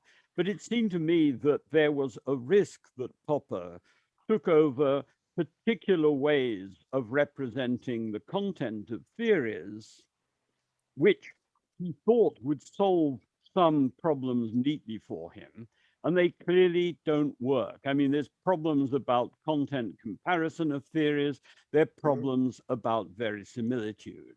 And my own feeling is, well, the issues that he was dealing with, the problems are very real. Whether the kind of theories that have been used to try to address this are the best way to go, I am not sure. And but I mean, here it gets a little bit difficult because the voice of reason coming through possibly the right or the left side of the earphones might say, Jeremy, stop talking about stuff you don't know anything about. But my inclination would be to say that it's perfectly reasonable for us to step back and think, well, was that kind of formalist tack within critical rationalism the best way to go? This isn't to say that if you are studying the philosophy of mathematics, the philosophy of logic, and so on, you don't need these really high-powered and important logical techniques. It's the view that somehow the use of these will then resolve problems generally in philosophy that I'm a bit skeptical of. I've got, I as well, and I think many of us as well, yeah. well, yeah, but I mean, we have to be careful because there may be people who hear this and think, oh, you know, these people have no idea what they're talking about. I've got clear Popperian language is usually a good way to go. Okay. I've got Abdul Kalam next. Abdul? Hello, sir. Hello. Sir, actually, sir, am I audible? Yes, you're fine. Can you ask a question or make a criticism? Sir, actually, I have a question. Sir, in the middle of the session, you just talked about Popper's view on the evolution. Sir, though it's believed that Popper said there are no testable evidences on this and many more. So would you please shed some light on this? Okay. What I would say is that the situation is somewhat complicated. Popper, in the Poverty of Historicism, really posed a question as to whether evolutionary theory wasn't more of a historical theory than a testable scientific theory.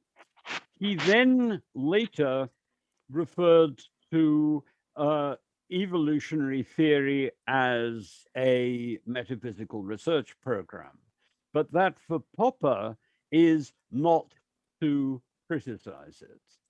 There has then been a fair bit of discussion, and claims have been made that particularly if you look at parts of evolutionary theory in terms of, say, the distribution of, say, genetic material over time and how stuff gets weeded out, then indeed there are areas of it which are highly testable.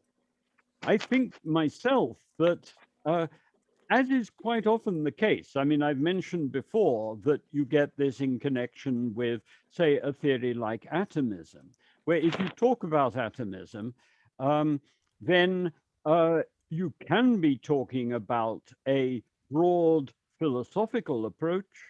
You can be talking about things which can be critically assessed, just asking whether, in principle, the kind of explanation that's being offered of something is adequate to explain it, or you may have a specific testable theory.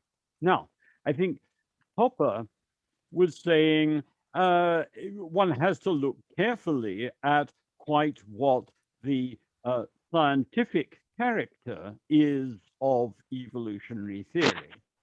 I think he himself was struck by the great fruitfulness of evolutionary approaches, and certainly favored exploring evolutionary ideas. What he has said has been used by some people as a kind of an attempt really to beat down evolutionary theory as such, and that certainly wasn't his intention.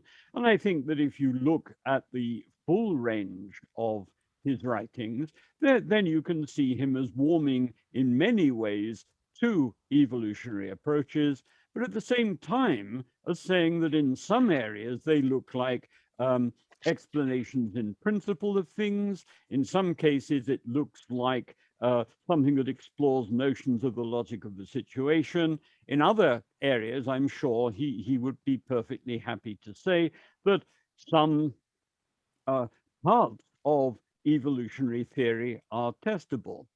I think, though, that in a broader sense, certainly in discussions in Western philosophy, one of the key contributions that was made by the development of ideas of natural selection was to provide people who were skeptical about theological ideas with a suggestion about how, in principle, one might respond to the argument from design.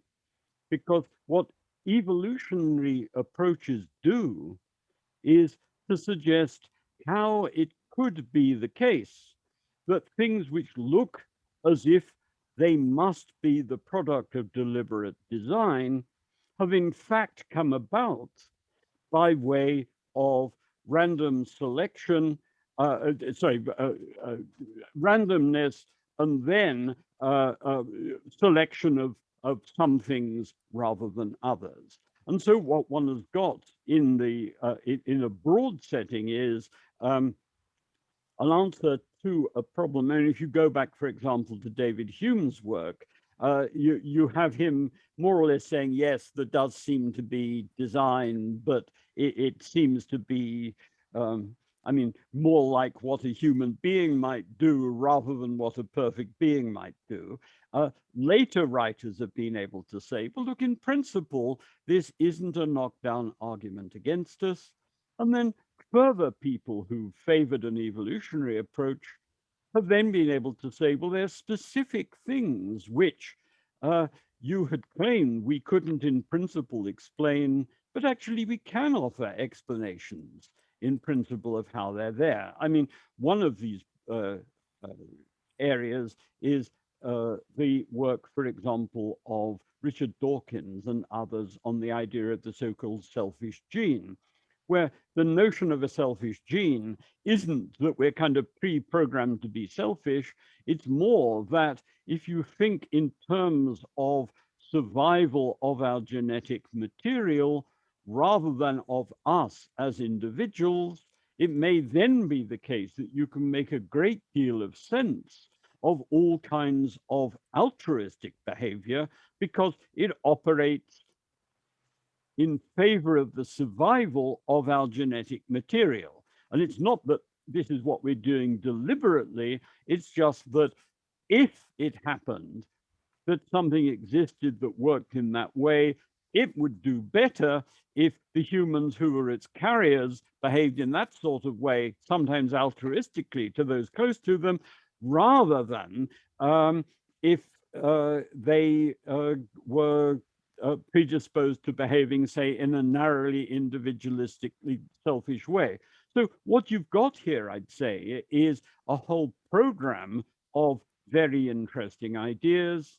And if you want to take issue with them, well, that's fine.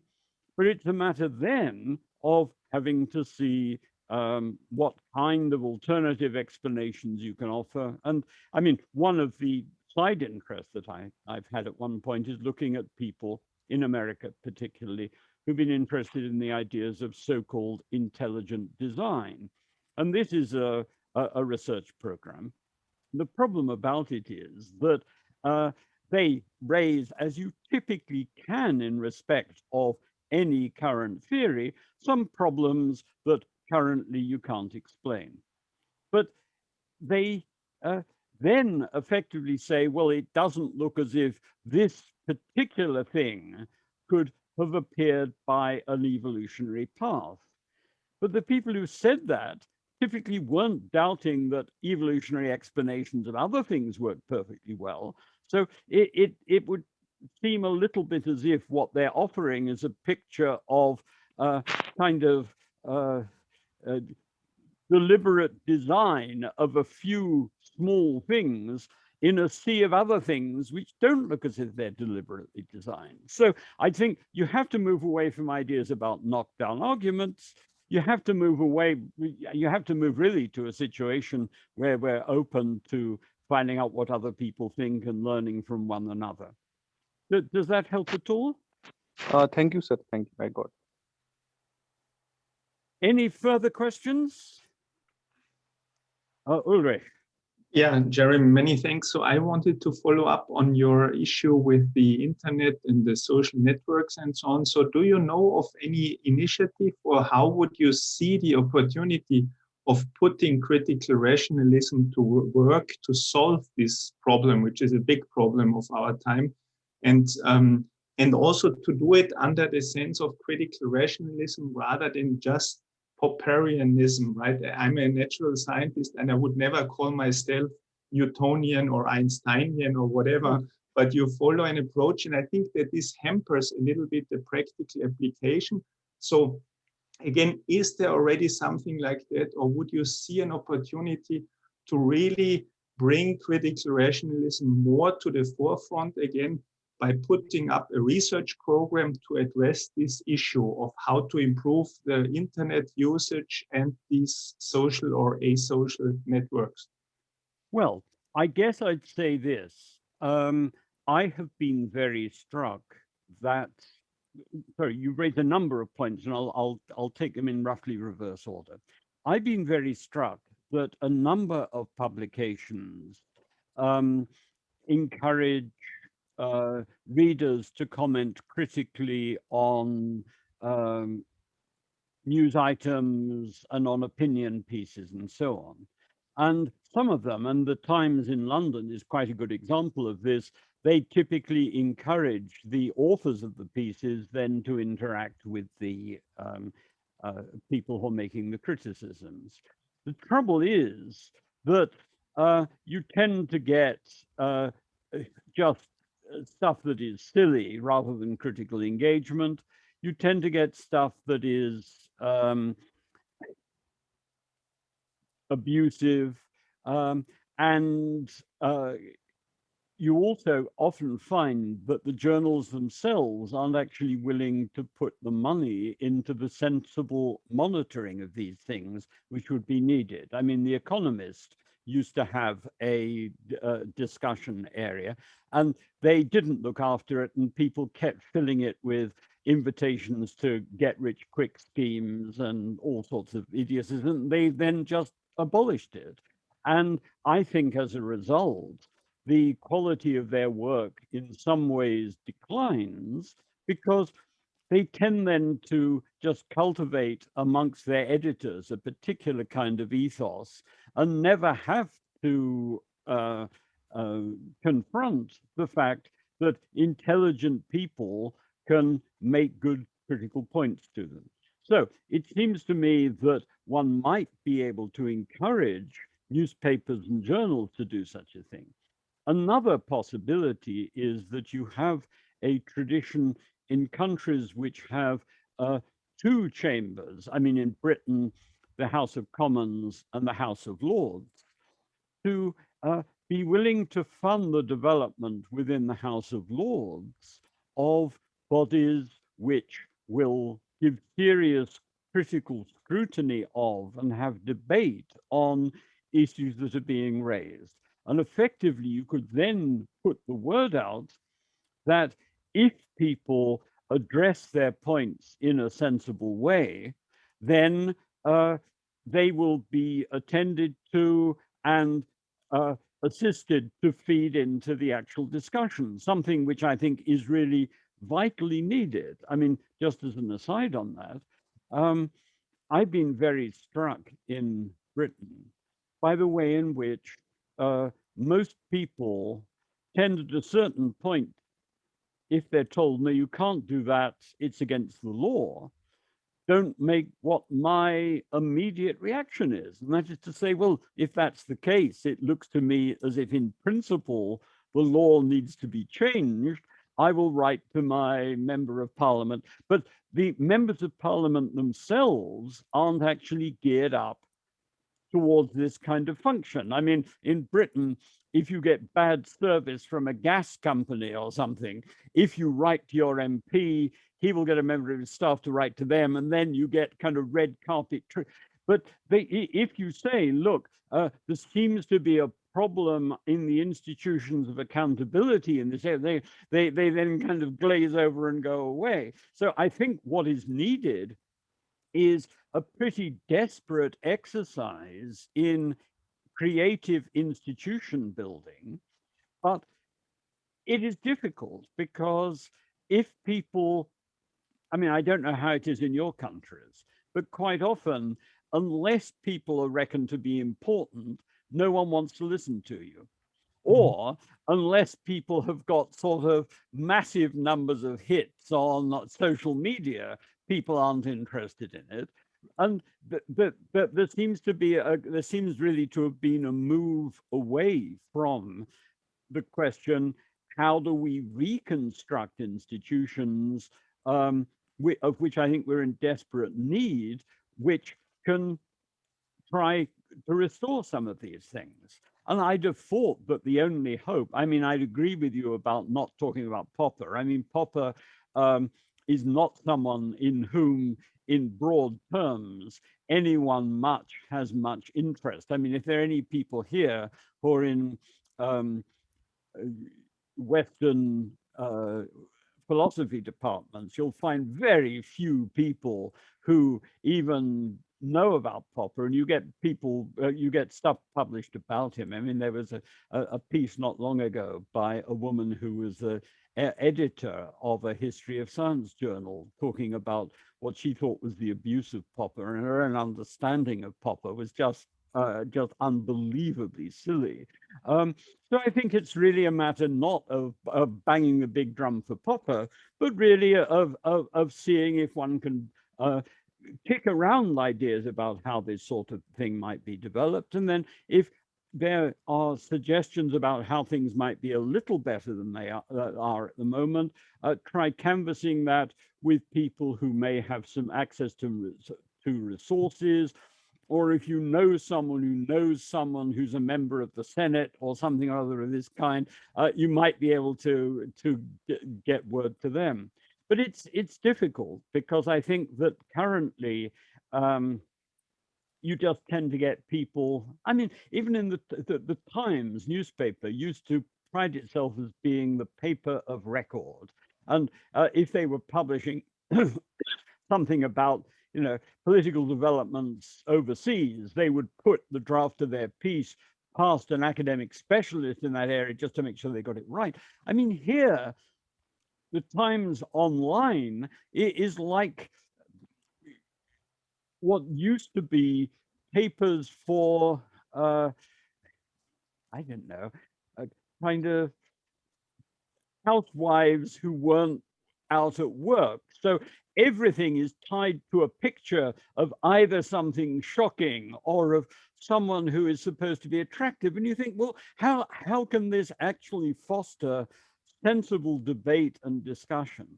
So I think one has to start just by talking with people, just seeing if, maybe my judgment about this stuff is all wrong. If it isn't, talking with them and considering, are there ways in which things could be improved?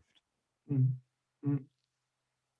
Yeah, well, many thanks. So I hope that maybe at some point in your further development of the course, we could get back to this thing, because I also think that this social institution aspect of your thoughts is very important for getting critical rationalism further indeed.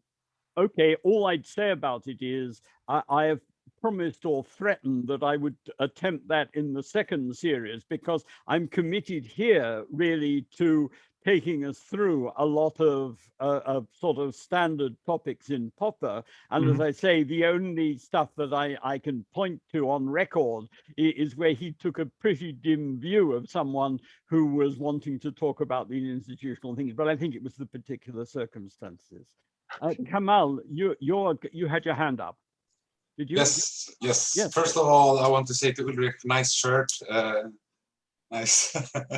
And I want to further the question of Ulrich and talk about the remedies.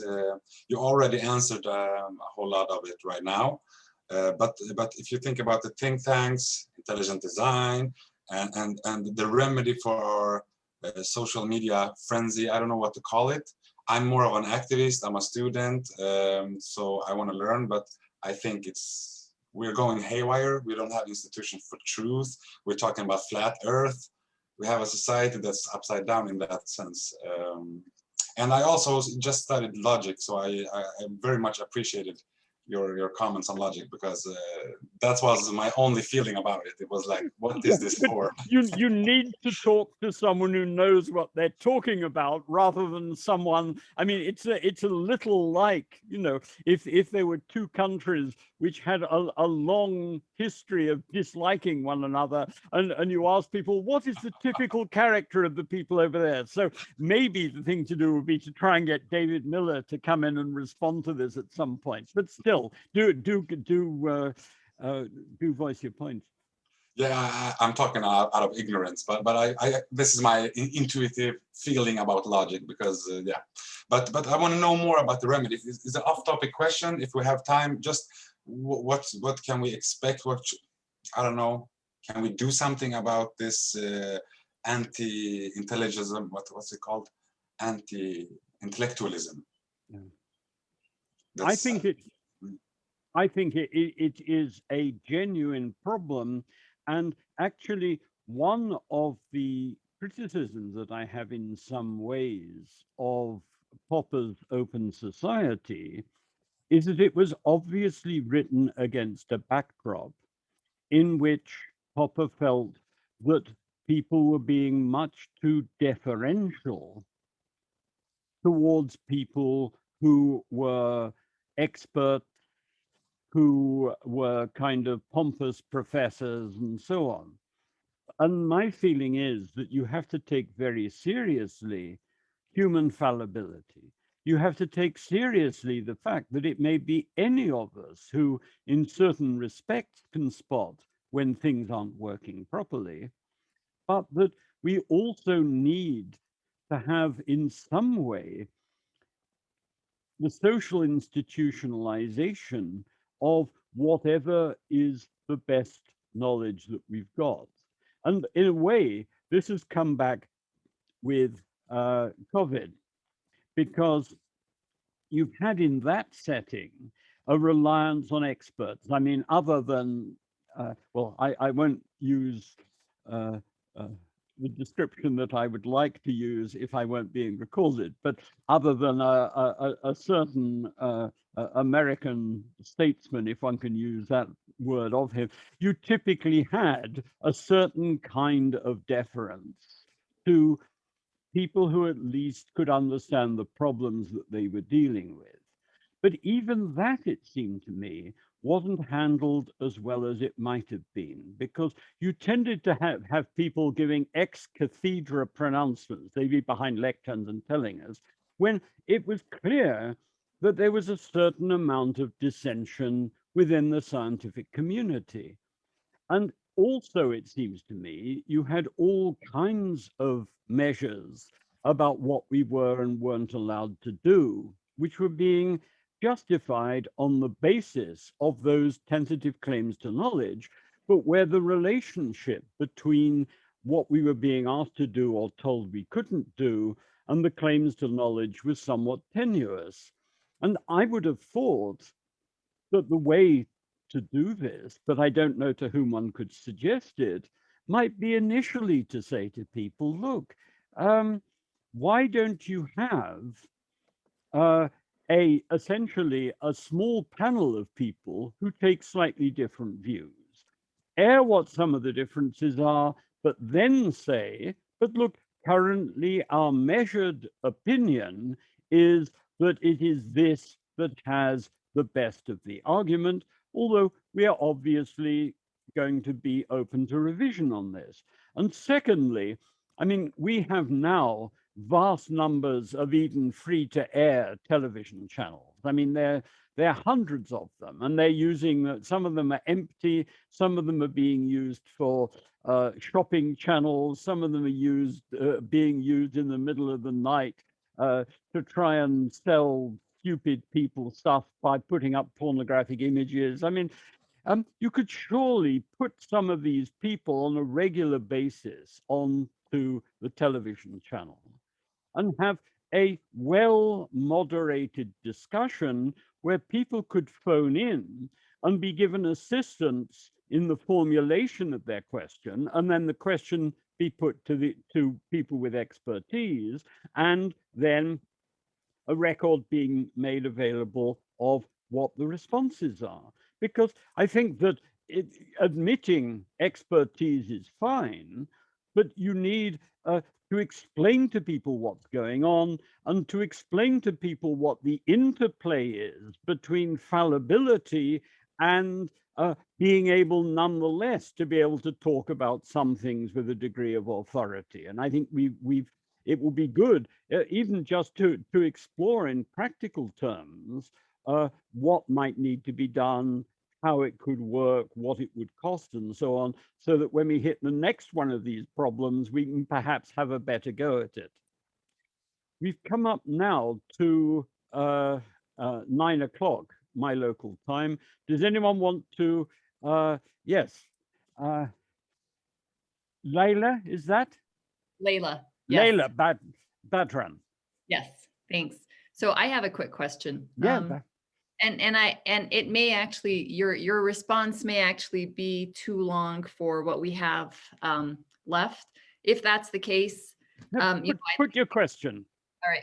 So I was, and what I might be asking is for you to kind of guess what Popper's position would be, but you know, as we notice the rise in populism and nationalism and this closing in on ourselves, when you look at the economic openness that has happened over the past several decades, with corporations and companies and businesses going to where wage labor would be lower, and the impact that has had on labor wages in the home countries, you know, back home, and we seem to be engaging now in a sort of race to the bottom almost. Corporations move from one country to the next in an effort to increase their profits. And what I think has happened is, you know, politicians have taken advantage of that and, you know, highlighted it as nationalism and populism and being xenophobic or racist or, you know, along those lines. So I was wondering if Popper had ever thought of how his theories of open societies could have been abused, because like everything else, of course, you know, everything's open to abuse by nefarious people, right? Okay. So what were his thoughts on that? Thank you. Okay, what I would say, first of all, is Popper wasn't a proponent of free market economics.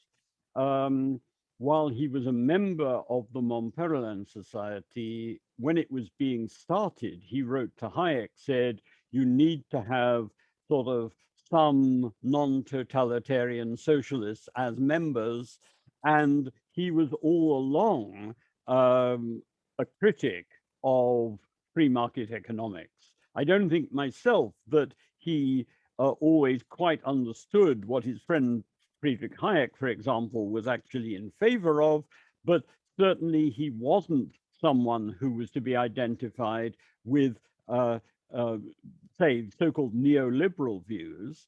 And he had as a strong theme in his political writing the need to protect citizens, including from economic exploitation.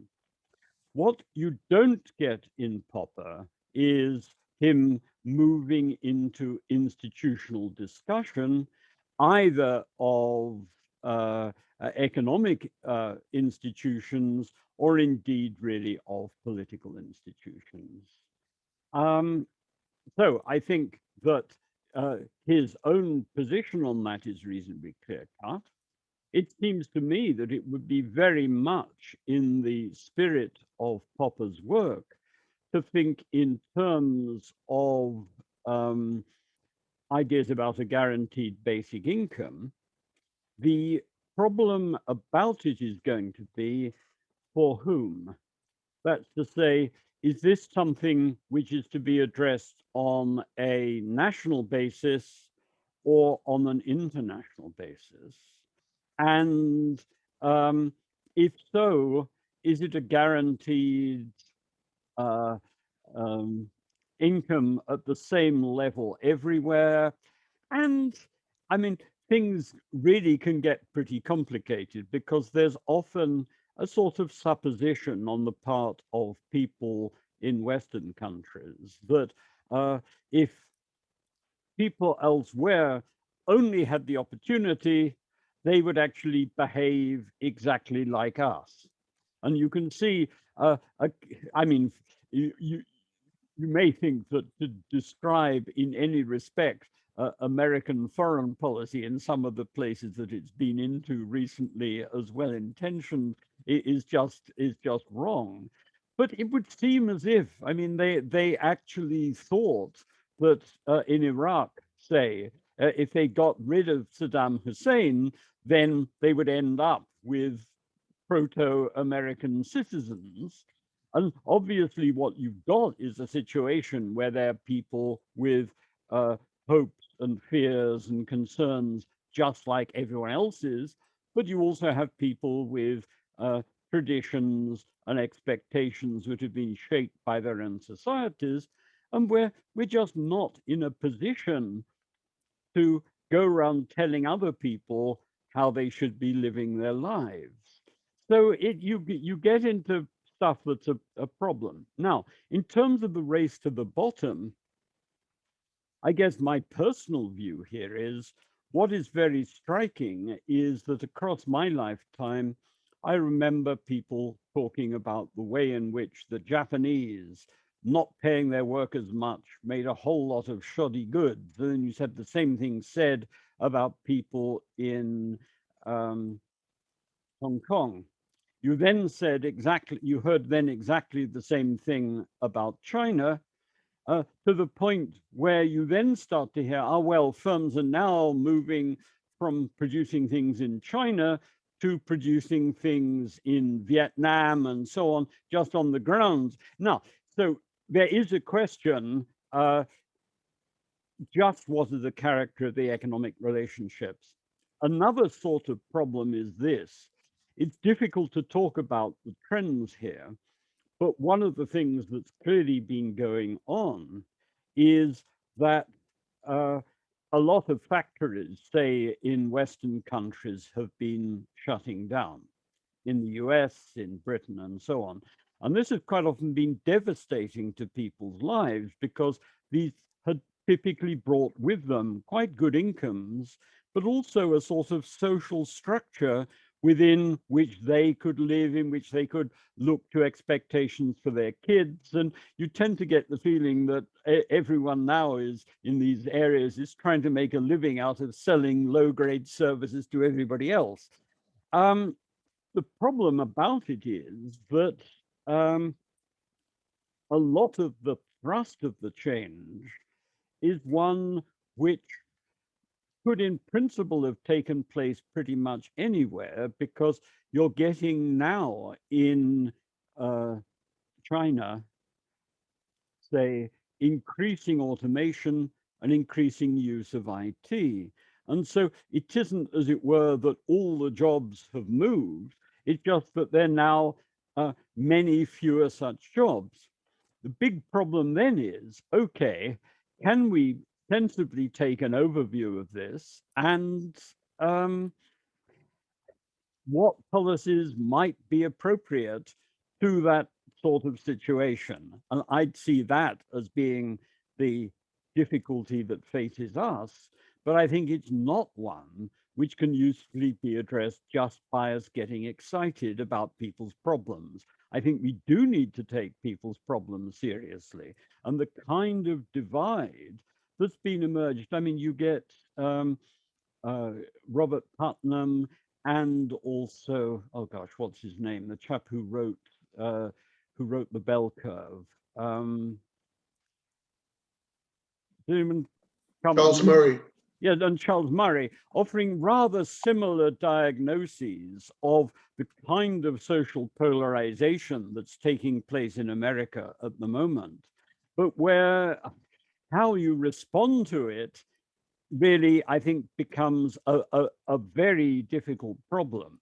So all I can say is Popper, I think, offers an attractive picture of some of the values that, in terms of which we should be thinking. How that is to be translated into institutions in our current circumstances, I'd see as a little task for us.